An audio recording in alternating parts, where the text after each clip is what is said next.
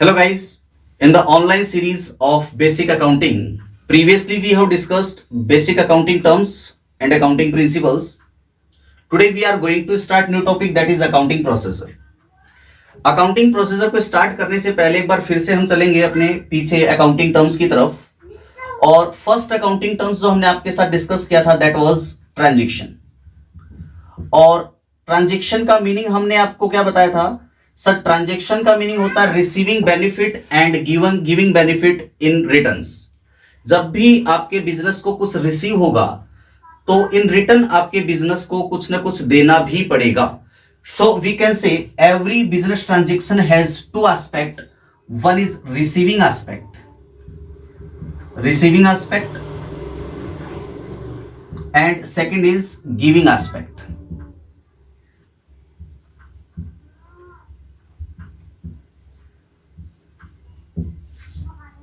Transaction means receiving benefit and giving benefit in returns.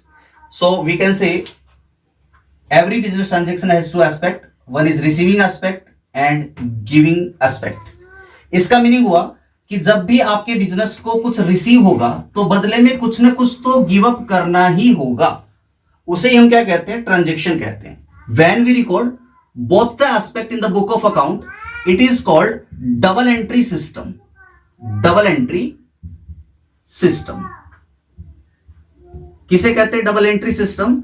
Sir double entry system का meaning होता है जब transaction की रिसीविंग एस्पेक्ट और गिविंग एस्पेक्ट को जब हम रिकॉर्ड करेंगे बुक ऑफ अकाउंट में, दोनों एस्पेक्ट को रिकॉर्ड करेंगे तो उसे हम डबल एंट्री सिस्टम कहते हैं। It means double entry system says every business transaction has two aspect, one is receiving aspect and second one is giving aspect, and both the aspect are recorded in the book of account in opposite directions. इन दोनों को opposite direction में record करेंगे। ये कौन कहता है sir? ये डबल एंट्री सिस्टम कहता है। And receiving aspect is known as debit aspect and giving aspect is known as credit aspect. So you can say whatever your business will receive that will be debited in the book of account, and whatever your business will give that will be credited in the book of account. So account book में जब भी कुछ receive होगा debit side में record होगा, जब भी कुछ गिव अप होगा क्रेडिट साइड में रिकॉर्ड होगा। नाउ क्वेश्चन इज अराइजिंग कि जब भी कुछ डेबिट होगा तो किस अकाउंट के डेबिट साइड रिकॉर्ड होगा, जब भी कोई क्रेडिट होगा तो किस अकाउंट के क्रेडिट साइड रिकॉर्ड होगा। तो जब भी हम रिसीविंग और गिविंग एस्पेक्ट यानी डेबिट और क्रेडिट एस्पेक्ट पर डिस्कस करें, इससे पहले we must know the classification of accounts. We must know classification of accounts and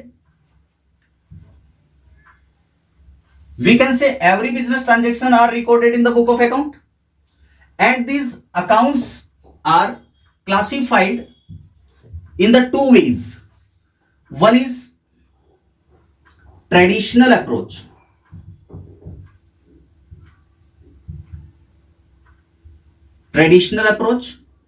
and second is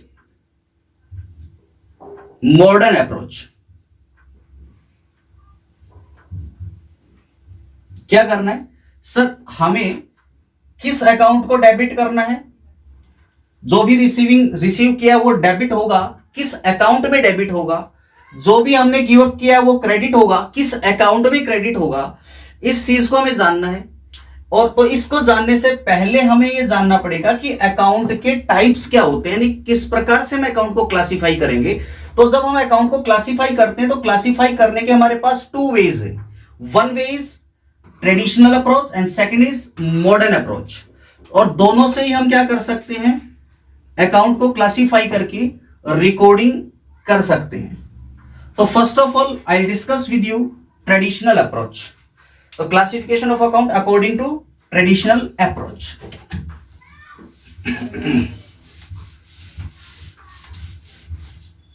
What is our topic? Our topic is classification of account. classification of account. According to which approach? Sir, according to traditional approach.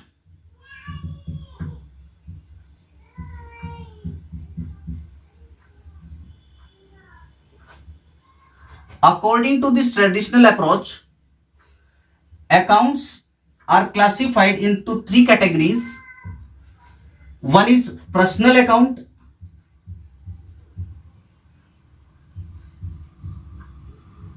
second is real account, and third is nominal account. These two accounts, real and nominal, these two accounts are called impersonal account. So you can say impersonal account, real account and nominal account are combinedly impersonal account. According to traditional approach, accounts are classified in personal account, real account and nominal account. Now we are to discuss, so what is the meaning of personal account and what is the meaning of real account and what is the meaning of nominal account.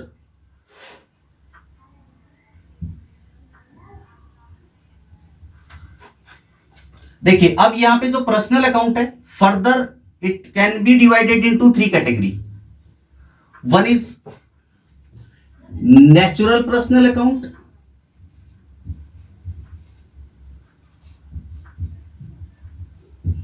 Second one is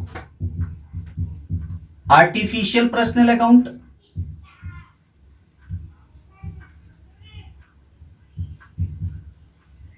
and third one is representative personal account.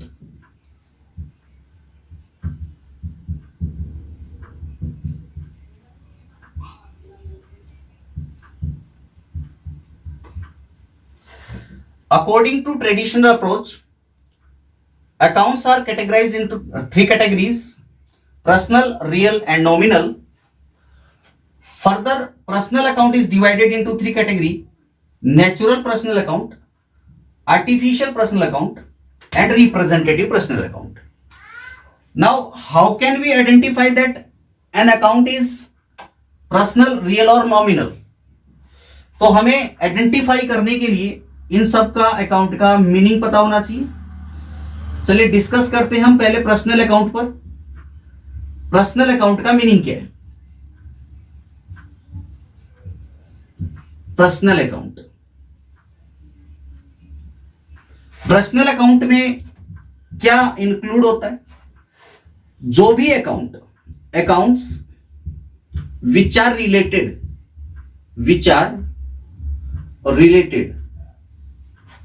To persons. किससे related है sir? ये persons से related है या किसी enterprise से related है या किसी बिजनेस यूनिट से रिलेटेड है. We can say organisations. तो ऑर्गेनाइजेशन में कोई भी enterprise, business unit, non business unit, अगर कोई इंस्टीट्यूट है नॉन बिजनेस यूनिट है तो वो भी इसमें इंक्लूड होगा. Not for profit organisations are included in organisation and business units are included in organisations. So personal account which are related to persons और organisations.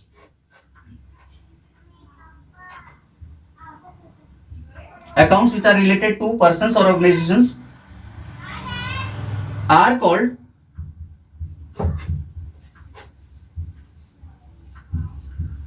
personal account. Now personal account further categorized as natural, artificial and representative personal account. तो चलिए इसमें discuss करते हैं. Sir natural personal account कौन है? Natural personal account. Natural personal account means account which are related to persons. जो persons से related account है they are natural personal account. यानी accounts which are related to natural persons,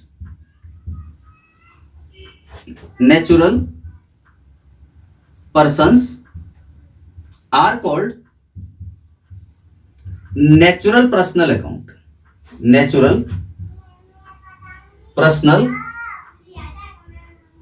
account. For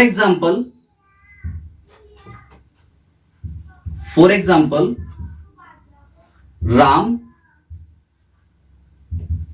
account, Shyam's account, Geeta's account, Sanjay, ये सब क्या है sir? ये सब पर्सनल अकाउंट है। ये natural person sir. Ram personal account है, श्याम पर्सनल अकाउंट है, Geeta, Rita, Sanjay all are natural persons. तो इन नेचुरल पर्संस से रिलेटेड अगर कोई अकाउंट होगा उसे हम क्या कहेंगे sir? Natural persons, natural personal account कहेंगे। तो जब भी किसी बिजनेस ट्रांजैक्शन में किसी पर्सन का नाम आ जाता हो तो आप उसे कह देना सर वो क्या है? नेचुरल पर्सनल अकाउंट है, और पर्सनल अकाउंट का उस पर रूल अप्लाई हो जाना है। Second is artificial personal account, artificial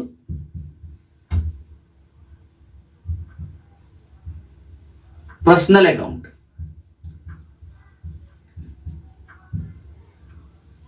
artificial personal account actually में ये कोई पर्सन्स है नहीं, इनको सिर्फ पर्सन्स माना जाता है या तो अकॉर्डिंग टू लीगल प्रोसीजर और according to accounting procedure. Means जितने भी ऑर्गेनाइजेशंस है, कोई कंपनी है, किसी शॉप का नाम है, या फिर कोई फर्म है, या फिर कोई अदर कोई बिजनेस यूनिट है, या फिर कोई नॉन प्रॉफिट ऑर्गेनाइजेशंस भी हो, तो वो सारे ऑर्गेनाइजेशंस आर्टिफिशियल पर्सनल अकाउंट में आएंगे। तो यहां क्या लिखेंगे अपन? यहां लिखेंगे sir organisations are included in artificial personal account. So you can say accounts which are related to organizations, they are called artificial personal account, artificial personal account। क्या कहेंगे सर? आर्टिफिशियल पर्सनल अकाउंट वो जो किसी organisation से related है। For example आपके market में एक दुकान है और उस दुकान का नाम है सपोज सारन एंड ब्रदर्स, ये शॉप का नाम है। तो ये क्या है? एक ऑर्गेनाइजेशन है। दुकान का नाम है तो दुकान क्या एक ऑर्गेनाइजेशन है, तो ये क्या होगा सर? एक ऑर्गेनाइजेशन है, आर्टिफिशियल पर्सनल अकाउंट होगा। चलिए किसी कंपनी का नाम ले लेते हैं, टाटा कंपनी। अब ये टाटा कंपनी का नाम है तो टाटा कंपनी क्या सर? कंपनी मींस एक ऑर्गेनाइजेशन है। चलिए किसी कॉलेज का नाम ले लेते हैं, फॉर एग्जांपल शिरावा कॉलेज और टैगोर कॉलेज, और we can say Tagore school, Tagore school, you can say Tagore hospital, Tagore ITI, ये सब क्या है? सब ऑर्गेनाइजेशन है। किसी दुकान का नाम सारन एंड सन्स ब्रदर्स, किसी कंपनी का नाम टाटा कंपनी फॉर एग्जांपल, इसके अलावा जियो कंपनी है या और भी कोई कंपनी का नाम हो, Chirawa college, Tagore college, Tagore school, Tagore hospital, Tagore ITI, ये सब क्या है? ये सब ऑर्गेनाइजेशंस के नेम हैं। चाहे ऑर्गेनाइजेशन प्रॉफिट इंटेंशन के लिए एस्टेब्लिश हुआ हो, चाहे नॉट फॉर प्रॉफिट और इंटेंशन के लिए एस्टेब्लिश हुआ हो, कोई भी ऑर्गेनाइजेशन हो, हर एक ऑर्गेनाइजेशन को यहाँ पे आर्टिफिशियल पर्सनल अकाउंट में हम इंक्लूड करते हैं। या फिर मान लो कि आप किसी दुकान का नाम है, किसी पार्टनरशिप फर्म का नाम है, किसी कंपनी का नाम है, किसी कॉलेज का नाम है, किसी स्कूल का नाम है, किसी हॉस्पिटल का नाम है, या फिर इसके अलावा किसी क्लब का नाम है, तो वो सभी किस में इंक्लूड होंगे सर? वो आर्टिफिशियल पर्सनल अकाउंट में ही इंक्लूड होंगे। Now next is representative personal account. तो चलिए डिस्कस करेंगे रिप्रेजेंटेटिव पर्सनल अकाउंट को। Third is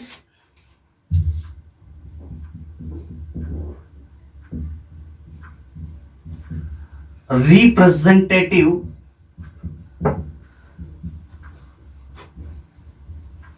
personal account. अब ये रिप्रेजेंटेटिव पर्सनल अकाउंट क्या है?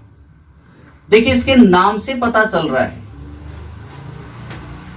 रिप्रेजेंटेटिव पर्सनल अकाउंट अपने आप में कोई अकाउंट नहीं होते, ये सिर्फ नाम होते हैं रिप्रेजेंटेटिव पर्सनल अकाउंट। एक्चुअली में इनका कोई लेना देना है नहीं, इनका कोई एक्चुअली में रिप्रेजेंटेटिव पर्सनल अकाउंट का कोई एग्जिस्टेंस होता ही नहीं है। इवन हम किसी दूसरे पर्सन की जगह इन अकाउंट का नेम लिख देते हैं। फॉर एग्जाम्पल बिजनेस ओनर ने बिजनेस में मनी कंट्रीब्यूट किया, तो बिजनेस ओनर ने बिजनेस में जब मनी कंट्रीब्यूट किया तो बिजनेस ओनर का जो क्लेम है वो क्लेम बिजनेस के लिए क्या होता है सर? कैपिटल होता है। और कैपिटल किसको रिप्रेजेंट करता है? बिजनेस ओनर को रिप्रेजेंट करता है। तो ओनर के नेम को रिकॉर्ड करने की बजाय हम किसको रिकॉर्ड करते हैं बिजनेस ट्रांजेक्शन अकाउंटिंग बुक्स में? कैपिटल वर्ड को रिकॉर्ड करते हैं। तो यहां पे कैपिटल किसको रिप्रेजेंट कर रहा है सर? कैपिटल रिप्रेजेंट कर रहा है बिजनेस ओनर को। उसी तरह ड्राइंग्स वर्ड था, ड्राइंग्स का मीनिंग क्या होता है? जब बिजनेस ओनर अपने बिजनेस से कुछ पर्सनल यूज के लिए मनी या फिर गुड्स विड्रॉ कर लेता है तो उसे ड्राइंग्स कहते हैं। तो ड्राइंग्स जो वर्ड हमने यूज किया ये भी किसे रिप्रेजेंट करता है सर? ये भी जो है बिजनेस ओनर को रिप्रेजेंट करता है। तो these are account which are represent, these are accounts which represent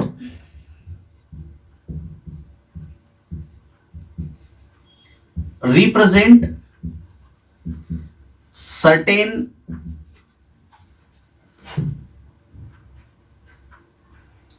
person or group of person, या तो किसी पर्सन को या group of person, we can say organisations को रिप्रेजेंट करता हो। तो कोई भी अकाउंट जो अपने आप में तो कुछ नहीं है, उसका कोई एग्जिस्टेंस एक्चुअली में है नहीं, लेकिन वो अकाउंट किसी दूसरे पर्सन को रिप्रेजेंट कर रहा है, एक सर्टेन पर्सन को रिप्रेजेंट कर रहा है या फिर किसी ग्रुप ऑफ पर्सन को रिप्रेजेंट कर रहा है, तो उस अकाउंट को कहते हैं representative personal account. For example capital account.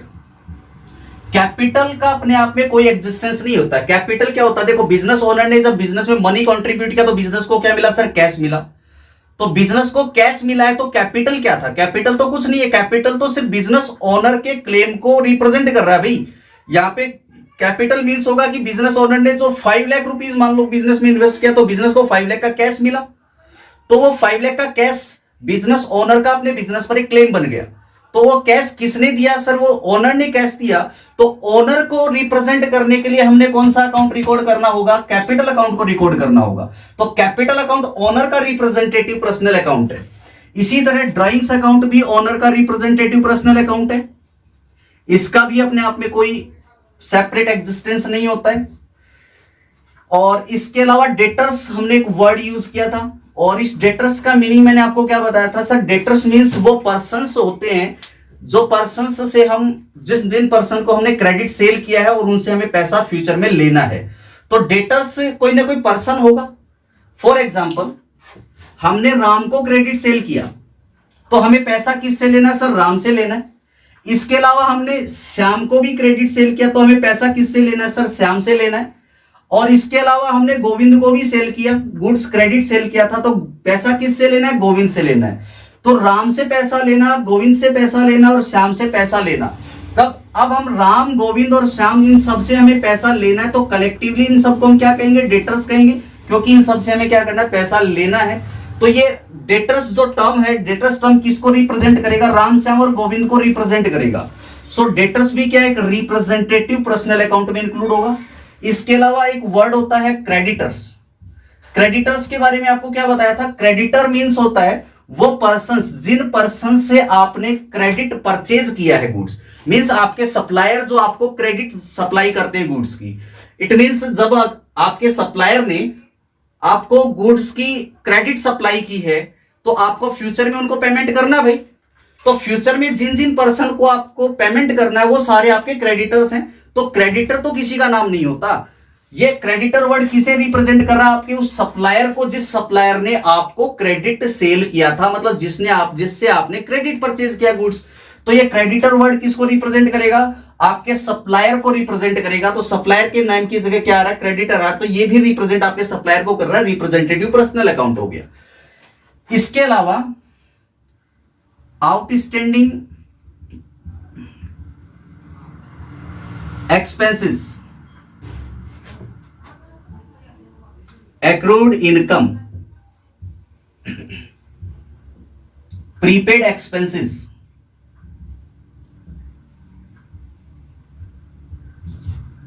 और अनअर्न्ड इनकम, ये सब भी आपके लिए क्या है, रिप्रेजेंटेटिव पर्सनल अकाउंट होते हैं। तो आपको ध्यान क्या रखना है सर, ये रिप्रेजेंटेटिव पर्सनल अकाउंट वो पर्सनल अकाउंट होते हैं जो किसी दूसरे पर्सन को, किसी पर्सन को या किसी ग्रुप ऑफ पर्सन को रिप्रेजेंट करते हैं। अब इसका आउटस्टैंडिंग एक्सपेंस क्या होता है, एक्रूड इनकम क्या होता है, प्रीपेड एक्सपेंस क्या है, अनअर्न्ड इनकम क्या है, इन सबको हम बाद में डिस्कस करते रहेंगे। तो अभी के लिए आप इनको जान लो। देखो कैपिटल आपने पढ़ा था, ड्राइंग पढ़ा था, डेटर और क्रेडिटर भी आपने अच्छे से पढ़ा है। तो ये सब वर्ड किसको रिप्रेजेंट करें, किसी सर्टेन पर्सन को रिप्रेजेंट करें। ठीक वैसे ही आउटस्टैंडिंग है, एक्रूड है, प्रीपेड है और अनअर्न्ड इनकम है, ये सब भी किसी न किसी पर्टिकुलर पर्सन को ही रिप्रेजेंट करेंगे। इनका मीनिंग क्या होता है ये हम बाद में डिस्कस करेंगे। तो ये हो गया आपके रिप्रेजेंटेटिव पर्सनल अकाउंट। इसके बाद सेकंड जो आपका अकाउंट है वो होता है रियल अकाउंट। तो इसका स्क्रीनशॉट लेना चाहिए, आप ले सकते हैं। इसके बाद हम रियल अकाउंट को डिस्कस करेंगे।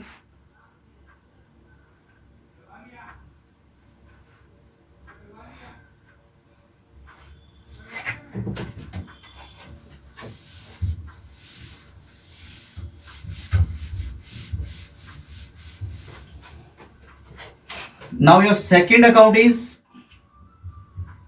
a real account. What is real account? Real account का सिंपल सा मीनिंग है, देखिए रियल अकाउंट जो होते हैं वो आपके बिजनेस के एसेट से रिलेटेड होते हैं। तो रियल अकाउंट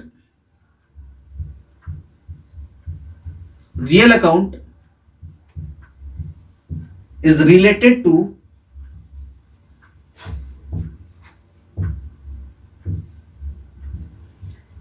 टेंजिबल और intangible assets of business.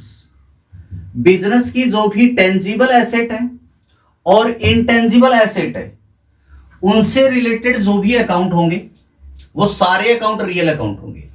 For example tangible asset की जब हम बात करें, कैश आपके बिजनेस का टेंजिबल एसेट है। तो कैश आपके बिजनेस का टेंजिबल एसेट है, इट कैन बी सीन और टच्ड। सो सर ये टेंजिबल एसेट है तो रियल अकाउंट होगा। आपने अपने बिजनेस के लिए फर्नीचर परचेज किया तो बिजनेस का एसेट है सर, एसेट है तो रियल अकाउंट में आएगा। आपने अपने बिजनेस के लिए मशीनरी परचेज किया सर, मशीनरी एसेट है टेंजिबल, रियल अकाउंट में आएगा। इसके अलावा आपने बिजनेस के लिए मोटर व्हीकल्स परचेज किए तो वो भी आपके बिजनेस के लिए क्या है सर, फिजिकल एसेट है, रियल अकाउंट में आएगा। इसके अलावा बिल्डिंग, लैंड, प्लांट। अच्छा प्लांट का मीनिंग क्या होता है, group of machine is called plant. ये सब भी आपके लिए सब क्या है सर, ये भी अपने लिए रियल अकाउंट है। सब फिजिकल थिंग्स है, फिजिकल आइटम्स हैं, इनका सबका एक फिजिकल एग्जिस्टेंस होता है और फर्म के लिए एसेट होती है। इसलिए किस में इंक्लूड होगी सर, ये रियल अकाउंट में इंक्लूड होगी। इसके अलावा इंटेंजिबल असेट की हम बात करें तो आपको बताया था इंटेंजिबल असेट में सर गुडविल आता है, गुडविल बिजनेस के लिए इंटेंजिबल असेट है, रियल अकाउंट में आएगा। पेटेंट,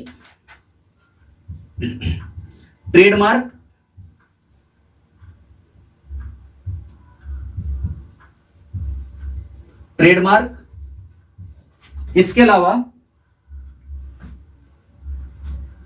कॉपीराइट,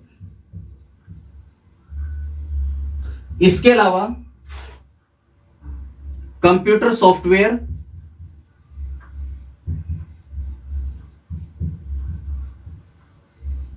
एसेट्रा, और भी बहुत सारी इंटेंजिबल असेट्स होती है आपके बिजनेस की। तो ये टेंजिबल असेट और ये intangible asset both are included in real account. So we can say real account means account which are related to tangible और intangible asset of the business. Now next is nominal account. इसका screenshot लेना चाहते हैं तो ले सकते हैं, इसको अब रफ करेंगे, नॉमिनल अकाउंट को इसके बाद डिस्कस करेंगे।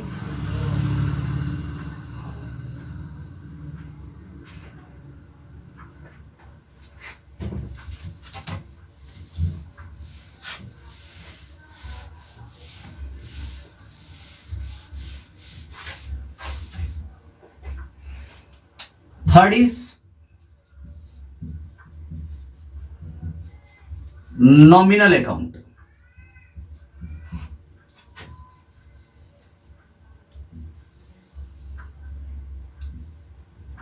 नॉमिनल अकाउंट में क्या इंक्लूड करते हैं सर? नॉमिनल अकाउंट में हम इंक्लूड करेंगे जो पर्सनल अकाउंट में नहीं आया और जो रियल अकाउंट में नहीं आया। अब जो बच गया वो सारा किस में आएगा? नॉमिनल अकाउंट में आएगा। तो बचा क्या है सर? बचा है आपका एक्सपेंसेस, खर्चे बिजनेस की। और क्या बचा है सर? इसके अलावा आपके बिजनेस के लॉसेस। और क्या बचा है सर? आपके बिजनेस की इनकम यानी प्रॉफिट आपके बिजनेस की। और क्या बचा है सर? इसके अलावा आपके बिजनेस के रेवेन्यूज बच गई, इनकम और रेवेन्यूज, ये चीजें बची, एक्सपेंस, लॉस, इनकम और रेवेन्यूज। तो account which are related to expenses, losses, incomes और revenues of business, they are called nominal account. तो यहां लिखेंगे accounts which relates, accounts which are related to expenses, losses, income or revenues. For example,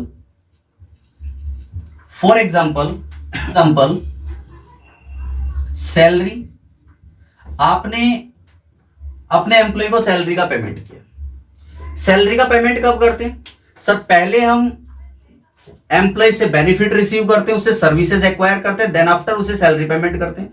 तो जब भी आपने service acquire कर ली उसी पॉइंट पर आपका एक्सपेंस हो चुका है, डजंट मैटर आपने पेमेंट किया कि नहीं किया।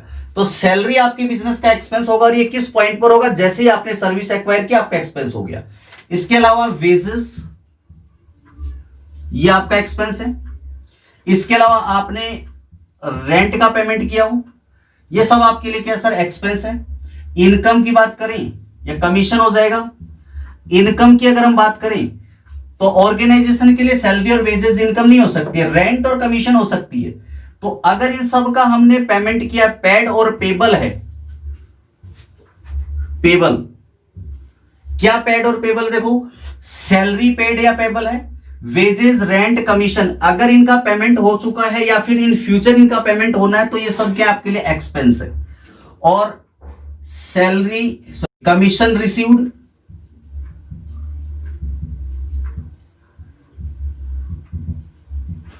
या आपने अपने गुड्स को सेल किया, सेल्स ऑफ गुड्स, ये आपके बिजनेस के लिए रेवेन्यू होगी, या ये इनकम है, ये आपके बिजनेस के लिए रेवेन्यू है।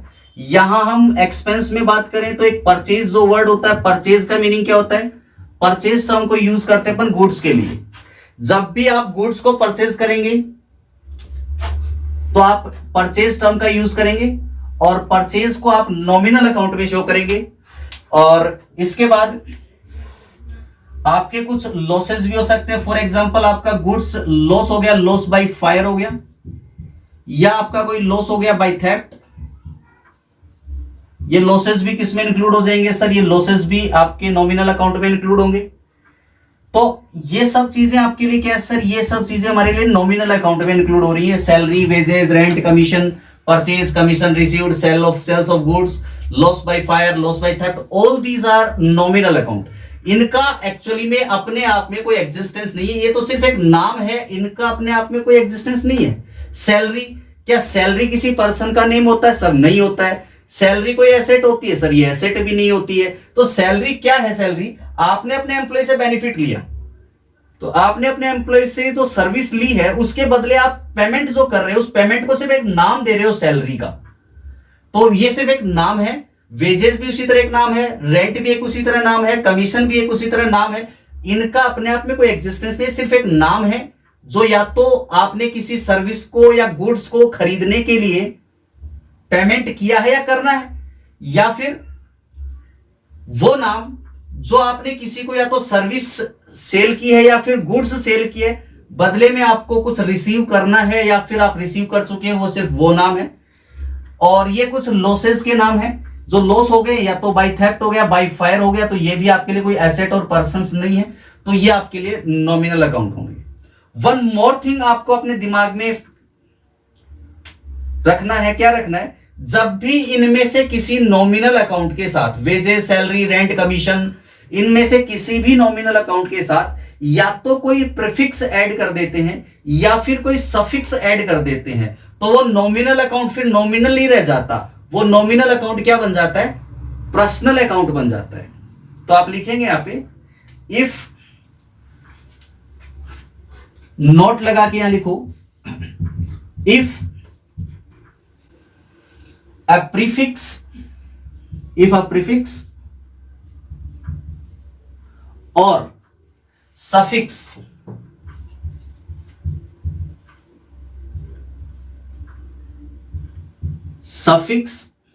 is added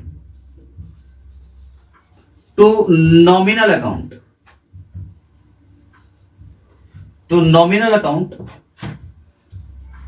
it becomes, जब भी आप किसी भी नॉमिनल अकाउंट के साथ क्या ऐड कर देंगे सर? सफिक्स या प्रीफिक्स को ऐड कर देंगे, तो क्या बन जाएगा? Becomes a personal account. और कौन सा पर्सनल अकाउंट बन जाएगा सर? ये रिप्रेजेंटेटिव पर्सनल अकाउंट बन जाएगा। फॉर एग्जांपल, आपका एक एम्प्लॉय है और उस एम्प्लॉय से आपने पूरे महीने अपने बिजनेस में काम करवाया। पूरे महीने काम करवाने का मीनिंग आपने उससे उसकी सर्विस ले चुके हैं, जो आपको उससे सर्विस लेनी थी ले चुके आप। तो जब आपने सर्विस ले चुके हैं, तो उसी टाइम जब आपने सर्विस ली, उसी टाइम वो आपका एक्सपेंसेस हो चुका है।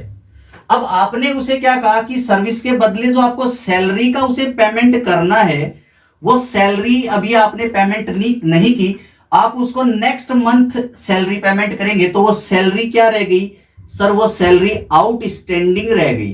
तो आप क्या कहेंगे? सैलरी का सर पेमेंट नहीं किया, फ्यूचर में पेमेंट करेंगे, तो ये सैलरी का जो आपका एक्सपेंस था, ये क्या रह गया सर? ये आउटस्टैंडिंग रह गया सैलरी का पेमेंट।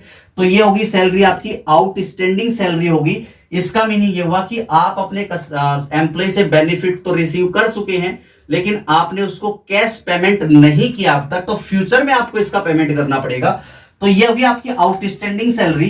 तो आउटस्टैंडिंग सैलरी जो है, यहां पे देखो सैलरी के साथ आउटस्टैंडिंग वर्ड ऐड हो गया, तो ये आउटस्टैंडिंग सैलरी उस एम्प्लॉय को रिप्रेजेंट करेगा जिस एम्प्लॉय को आपको पेमेंट इन फ्यूचर करना है, जिससे आप बेनिफिट रिसीव कर चुके हैं। तो इस तरह ये प्रीफिक्स ऐड हो गया। तो जब भी आपको ध्यान रखना, किसी भी नॉमिनल अकाउंट के साथ सफिक्स या प्रीफिक्स ऐड कर देंगे, तो क्या बन जाएगा सर? वो बन जाएगा पर्सनल अकाउंट बन जाएगा। आई थिंक ये बात आपको समझ में आ गई होगी, कोई दिक्कत नहीं है। अब ये थे आपके 3 टाइप्स के अकाउंट। अब हम इन तीनों अकाउंट के बारे में डिस्कस करेंगे कि कोई अकाउंट डेबिट होता है या क्रेडिट, कब ये डेबिट क्रेडिट होगा, तो यहां हम डिस्कस कर रहे हैं इनका rules of debit and credit, rules of debit and credit. आपको बताया था मैंने इस टॉपिक के स्टार्टिंग में कि जब भी बिजनेस में कोई ट्रांजैक्शन होगा तो हर एक बिजनेस ट्रांजैक्शन के एस्पेक्ट कितने हैं सर? 2 एस्पेक्ट्स हैं। One is receiving aspect and second is giving aspect. Receiving aspect को हम डेबिट एस्पेक्ट कहते हैं और गिविंग एस्पेक्ट को हम क्रेडिट एस्पेक्ट कहते हैं। इट मींस जब भी कोई बिजनेस ट्रांजैक्शन हो रहा है तो आपके 2 जगह रिकॉर्ड होना है, किसी ना किसी अकाउंट के डेबिट साइड में रिकॉर्ड होना है और किसी ना किसी अकाउंट के क्रेडिट साइड में रिकॉर्ड होना है। तो बिजनेस ट्रांजैक्शन किस अकाउंट के डेबिट साइड रिकॉर्ड होगा और किस अकाउंट के क्रेडिट साइड रिकॉर्ड होगा, यह किस चीज पे डिपेंड करता है sir? It depends on types of account. Account का टाइप क्या था? तो मैंने आपको बताया कि अकाउंट्स 3 टाइप्स के होते हैं। One is personal account, real account and nominal account. 3 types के हमने अकाउंट डिस्कस किए अभी। तो पर्सनल अकाउंट मींस ये किससे रिलेटेड अकाउंट है सर? ये पर्सन्स से रिलेटेड अकाउंट है। तो जब भी कोई पर्सन आपके बिजनेस के व्यू पॉइंट से आपको देखना है, अगर कोई पर्सन आपके बिजनेस व्यू पॉइंट से रिसीवर है, मतलब वो आपके बिजनेस से कुछ रिसीव कर रहा है, तो उसे डेबिट साइड में रिकॉर्ड करेंगे, मतलब उस पर्सन को डेबिट करेंगे और यहां लिखेंगे account to be debited, account to be debited. यहां लिखोगे आप अकाउंट टू बी क्रेडिटेड। तो जब कोई पर्सन आपके बिजनेस के व्यू पॉइंट से जब आप देखेंगे, आपको लगता है कि वो पर्सन रिसीवर है, तो उसको क्या करना है? डेबिट करना है। और कोई पर्सन आपके बिजनेस के व्यू पॉइंट से गिवर है, तो उसे क्या कर देना? क्रेडिट कर देना है। और रियल अकाउंट के बारे में हमने डिस्कस किया था। इसमें क्या इंक्लूड होता है सर? इसमें एसेट्स इंक्लूड होती है, चाहे वो टेंजिबल हो चाहे इनटेंजिबल हो। तो एसेट इंक्लूड होती है, तो एसेट अगर आपके बिजनेस में इन हो रही है तो उसे डेबिट करो, कम्स इन।